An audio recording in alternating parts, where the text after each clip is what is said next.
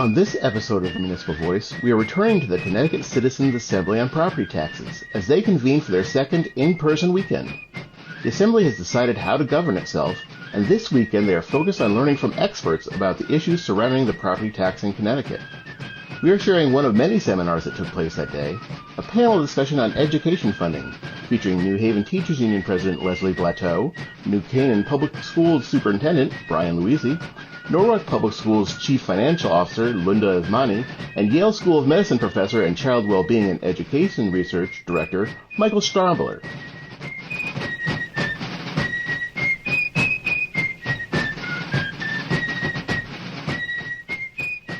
Much like our first weekend, we have an incredible panel here this morning, and so I want to turn it over to our moderator here, who is Dr. Bryan Luizzi, who is the Superintendent of Schools in New Canaan, Connecticut. New Canaan, Connecticut. They're a little different. A little bit distance between the two, but please give it up for Bryan and our panel here today.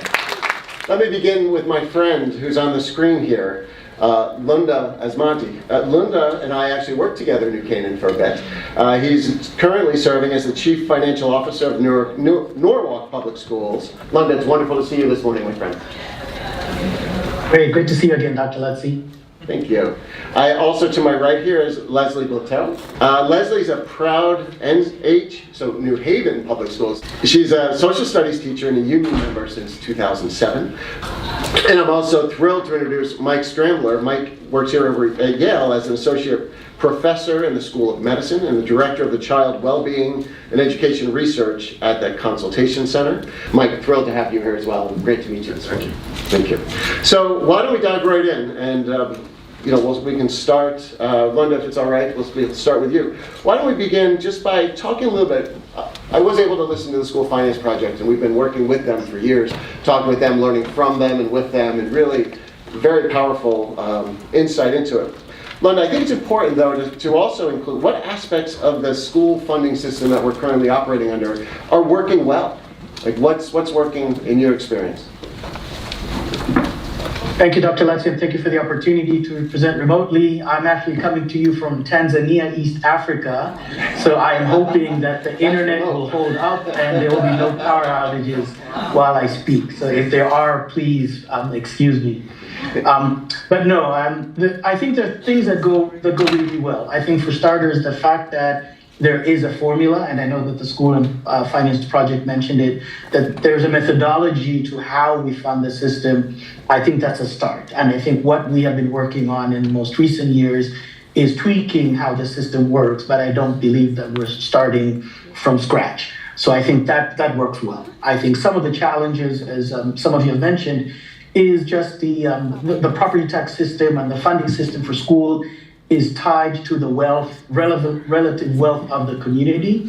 And so sometimes that does work to a disadvantage for a community, for example, like Norwalk, which is, in terms of a property value perspective, is considered a wealthy city from that perspective. But when you look at the demographics of the students and the needs of the students, it's actually not.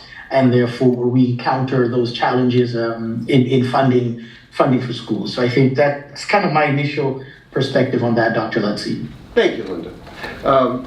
Leslie, how about from the teacher's perspective in your experience? I think, when we're talking about what's working well, let's look to the towns in the presentation that have low mill rates, that also, not coincidentally, don't have to lobby year after year to maintain funding for their schools. The school funding system is working quite well in our wealthy towns, where property taxes have a high value, where mill rates are low, and where when you visit those campuses, you see that public education is strong, well-funded, well-staffed. When we talk to our athletes in New Haven, they can be the first to talk about what's working and not working in our public school system. Because when our New Haven athletes go and compete in other places around the state, you can tell by the quality of the athletic fields and the athletic facilities of what's working. So let's name it. and this is often celebrated, right? Yeah, the Schenker Institute, which ranks states for education funding, has ranked Connecticut as number 3 for high effort. So, but oftentimes I think, and we'll get to the challenges, the high effort, you know, we're third of 50, masks the underlying inequalities that we're going to unpack a little bit later too. Another thing, because that's the obvious answer that the union leader from New Haven is going to say, so I'll name it, like I will be saying the things that you're predicting I'm going to say. But I will also add that I think what's working well is there has been enough recent interest in this topic that more and more people know what educational cost sharing formula is and means. More and more people are leaning into this rather than just saying, oh, it's too confusing, I don't want to understand. There is a broad cross-section of folks. So, you know, I appreciate you naming that labor and management keep kids at the center. And ideally, that's how we're working. Let's be real, sometimes labor and management don't get along. But as of late, labor, management, and municipal leaders have all been on the same side of this, that we need to do something about the school funding crisis in Connecticut. And I think that's a tribute to School and State Finance Project, giving us the tools to unpack it and learn it. And it's a tribute to the organizing that's happening in towns and cities across the state who know that it's time to do something. So my answer is a little bit of a dance around, but I will name that what's going well is that there is an interest and an urgency in wanting to address the parts of things that aren't going as well in other parts of the state. Okay, thank you. Don't you love a panel that doesn't need a softball warm-up question? Just get right into it, hold nothing back, just go for it. Mike. Yeah, so I should give a little bit of background about what my role is here as a board member. So I'm a board member in Woodbridge School District. So Woodbridge is about northwest of here. It's about 15, 20 minutes away. And we're considered a town that is a higher income, more affluent town. Most people move there for the school district. It's known as a strong, high performing school district, and I've been on that board for about 7 years or so now. One thing to know also about Woodbridge is that Woodbridge runs its own elementary school, and it does not run by itself, the school district. It's middle school and high school. So for the elementary school, we have a school board, a separate school board for running that one school, about 900 or so students. So it's a very big elementary school, one of the largest in the state, if not the largest. And then we have a separate school district called Amity, which is a regional school district.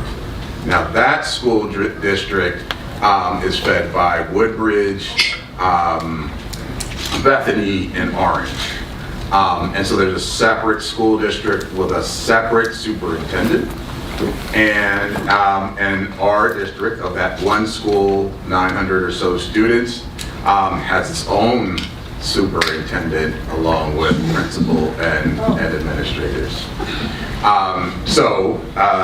As you can imagine, that sometimes raises concerns. You need, this is always a question we get as a board, do we really need a superintendent, one superintendent for one school with a principal and AP running that one school? You know, one of our arguments is that, well, it's a very large school, so this would typically be 2 or 3 schools in any other town. So that's just to give a little bit of background here. And so if you're asking the question about what works well, when it became apparent that, well, for relatively affluent towns, the tax system works pretty well. We're able to fund our schools well, so we're funded at about $21,000 per student. So it's not on the highest end on that image that was shown in the last presentation. I think there's an example of a lower end of like 16,000 per pupil, and then there was, I think, 40. Was that 48? Was that the highest? Yeah. So it's really surprising. Yeah, I didn't know that. So we're about 21. We're closer towards the lower end of that.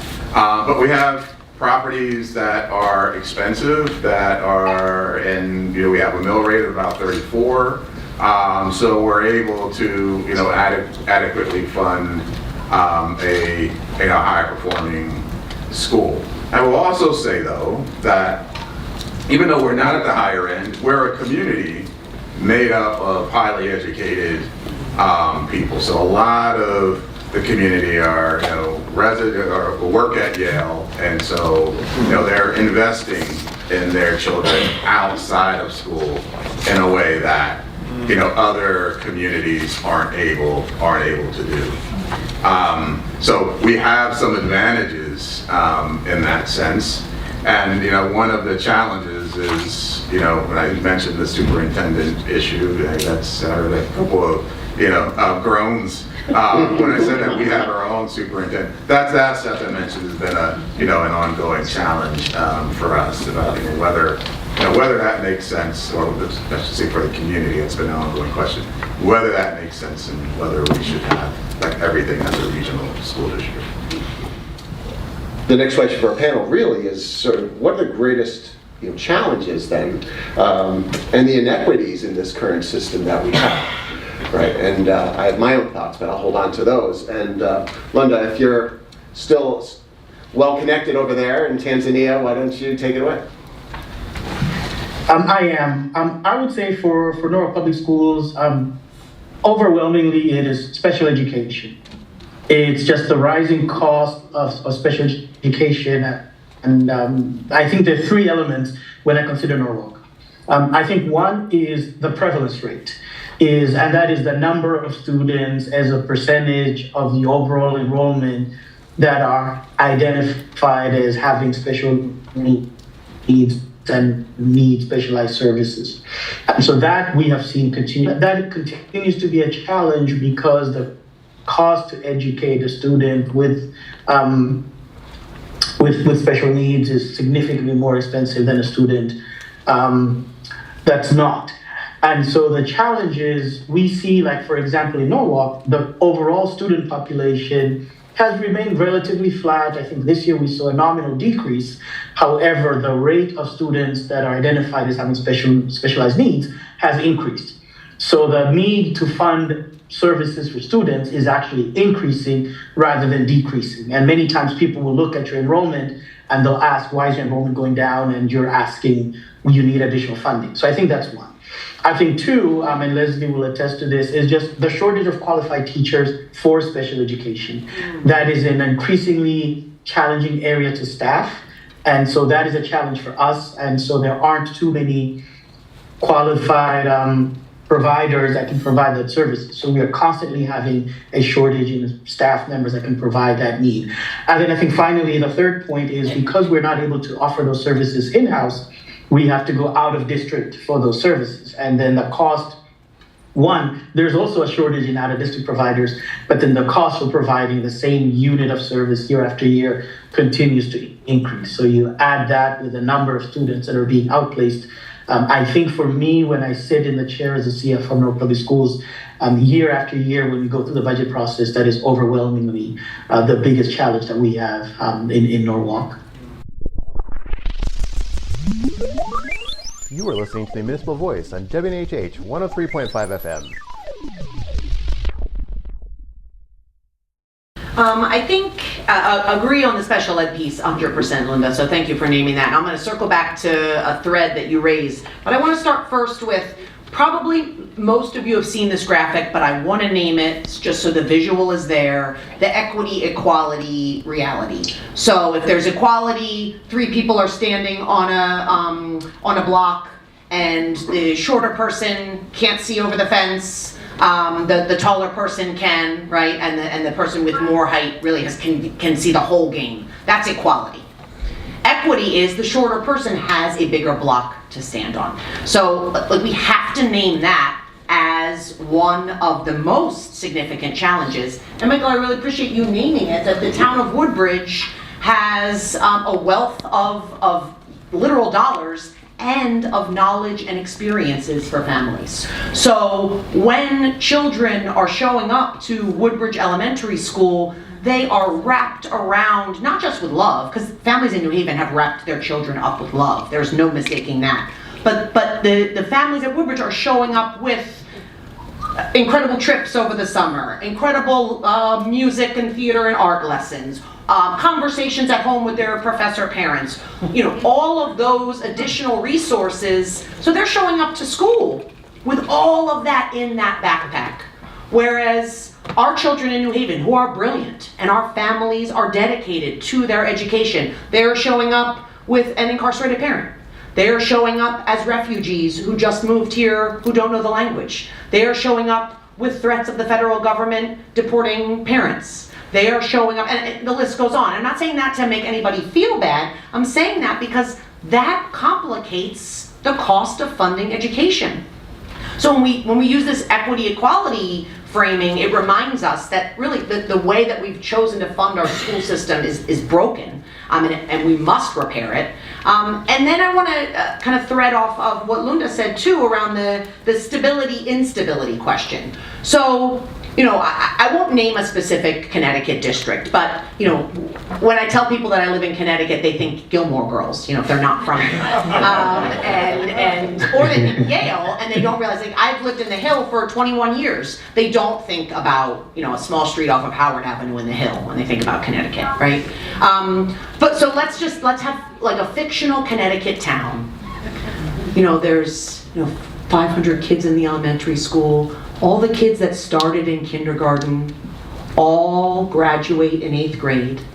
They, their parents, while they're not all millionaires and billionaires, their parents aren't wanting for much. Their parents are doing okay, right? Robust resources, both at the school, in the community, at home, and there is just visualize that stability. That same stability, because of the way that the school is funded and the community is structured, shows up in the staffing too. That chances are that 2nd grade teacher has been teaching 2nd grade for decades and is a master of their craft. That the special ed staff is able to stay because their caseloads are manageable, so they're not seeking employment in other towns.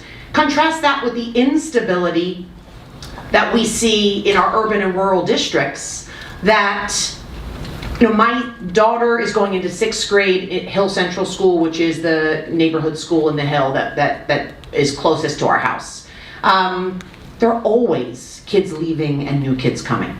Whether their family's moving back home to Puerto Rico, or whether someone moved here from New York, or whether they're switching schools because of family changes. Just, there is a churn of kids, which when we think about the social fabric that keeps students engaged and helps with academic achievement, because that's, we're talking money, but really we care about academic achievement and social emotional development, that instability negatively impacts it, and it's the same thing on the staffing end. Only about 100 of our 1,700 teachers have been working in New Haven for 25 years. That is a churn that is not just less than ideal for academic achievement. It costs HR and the city a lot of money to constantly be onboarding new people. And it's a known thing. You go start in New Haven because there's vacancies. You get your chops, you learn how to teach because you're working in underfunded, stressful conditions, and you learn real fast how to teach.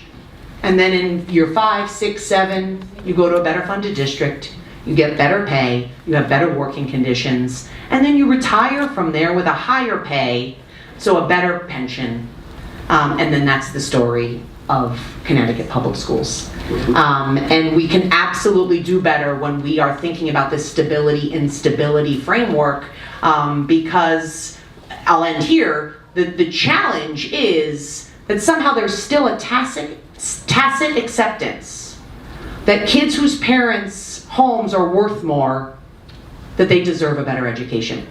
And I'm sorry, that is the reality because we haven't changed it yet. So there still is an acceptance that kiddos whose families are broke or are working class, that you just don't deserve it. And I know that's not Mike's opinion, that's not my opinion, that's not anybody's opinion in here. So it's not about the individuals, but the system is still upholding that. So what are we going to do about it? Mike, from your perspective, both as a Board of Education member and at the larger sort of policy type level, your thoughts again around the greatest inequities or challenges within the current system that we're operating in?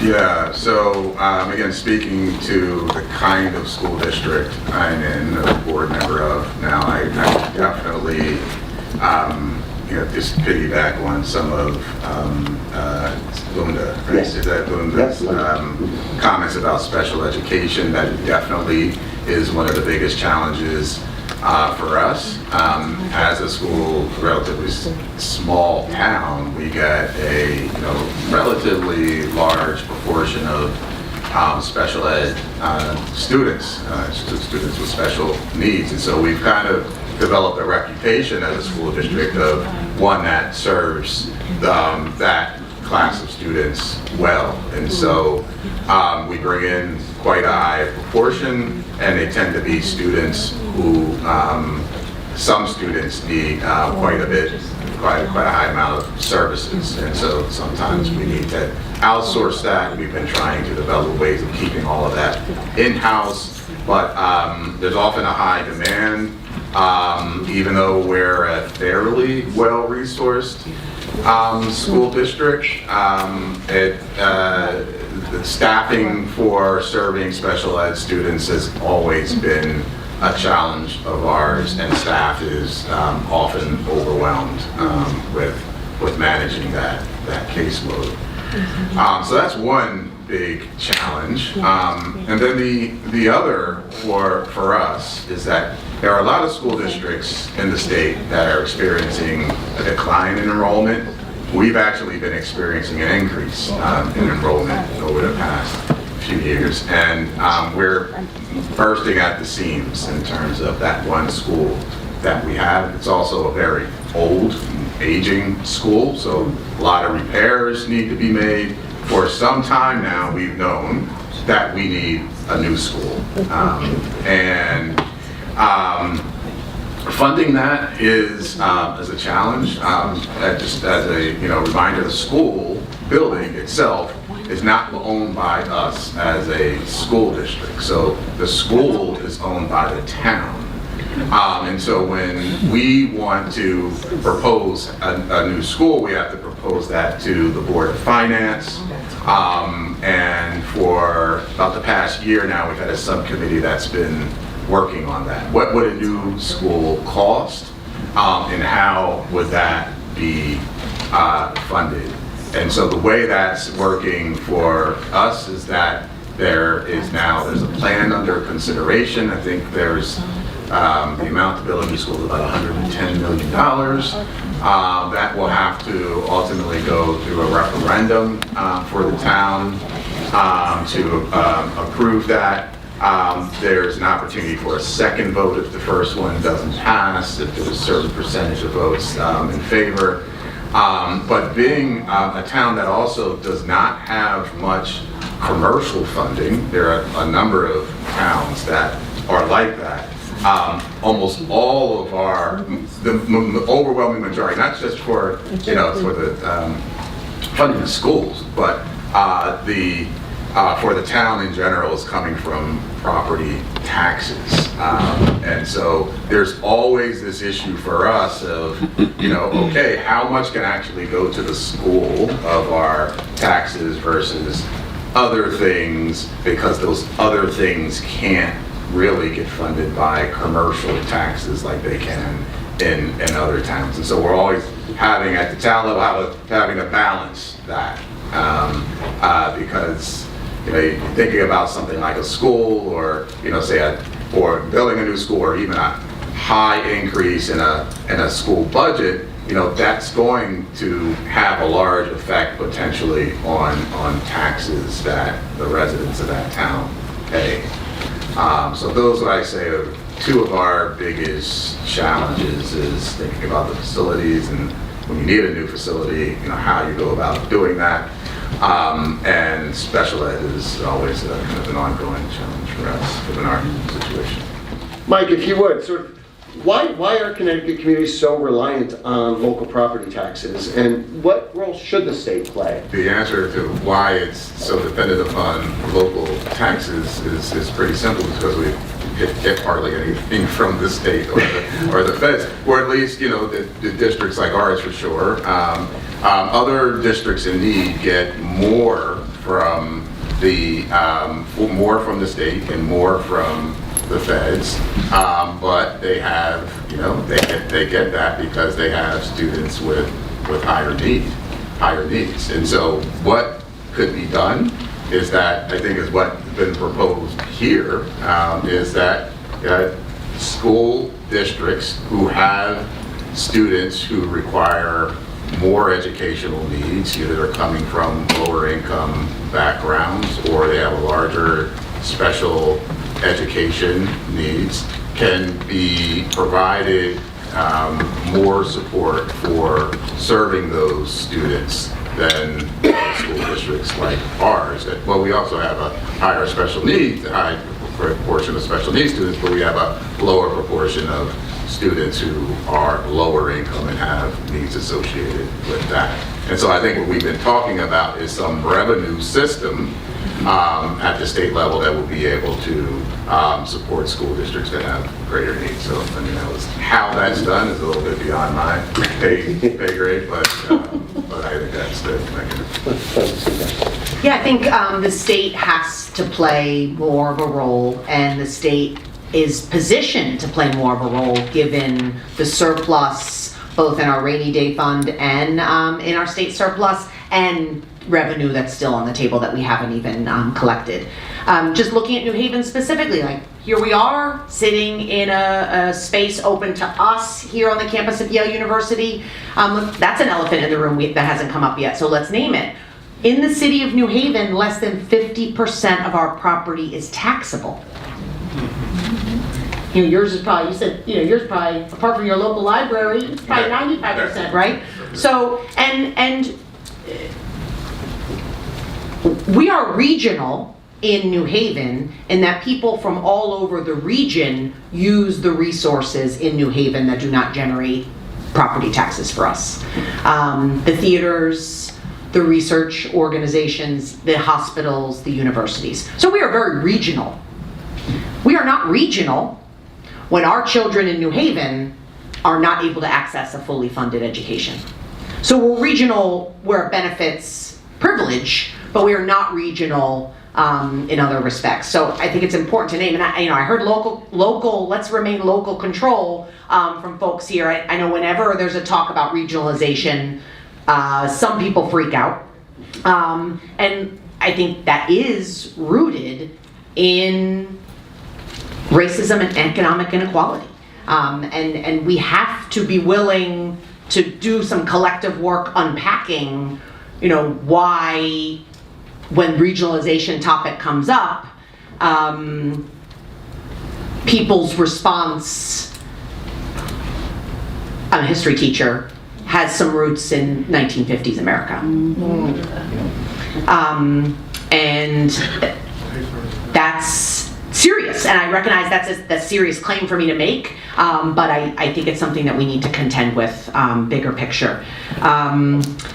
And I'll just add, again, when the state gets more involved, because I think there is a collective movement in that direction, to echo what you said, inflation has to be part of this. This is absurd that the foundation aid amount has not gone up since 2013, when everything else has. I'll quote our mayor, who's been a leader on this, Mayor Elliker. He says, what hasn't gone up since 2013? Nothing. Everything costs more, except the foundation aid hasn't gone up.